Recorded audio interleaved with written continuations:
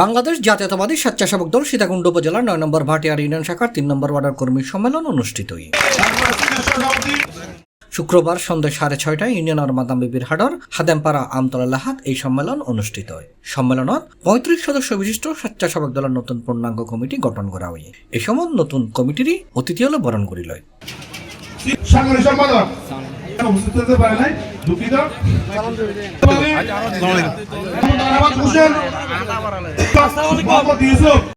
প্রতি আমরা সমবেদনা জ্ঞাপন করছি।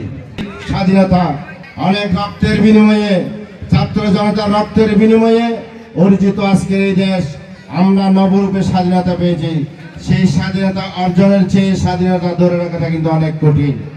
আমাদেরকে সেই স্বাধীনতা ধরে রাখতে হবে। বাহাদুরের সভাপতিত্বে এবং রুবেলার পরিচালনায় কর্মী সম্মেলনের প্রধান অতিথি হিসেবে উপস্থিত আছেন চট্টগ্রাম উত্তর জেলা স্বেচ্ছাসেবক দলের সাবেক সভাপতি মোহাম্মদ মুরসালিন।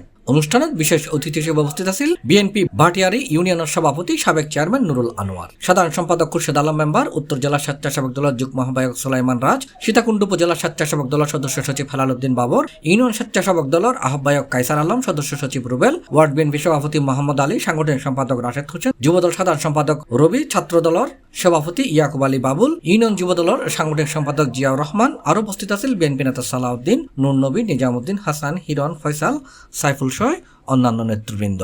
200, 250, 300 ভোটের ব্যবধানে এখানে জয়লাভ করত। 40-50 জন হবে। আজকে এখানে দেখতে আমরা হাজার হাজার নেতা কর্মী। এটা বাংলাদেশ জাতীয় দল যে একটি জনগণের দল, তারই বহিঃপ্রকাশ। C+ চট্টগ্রাম।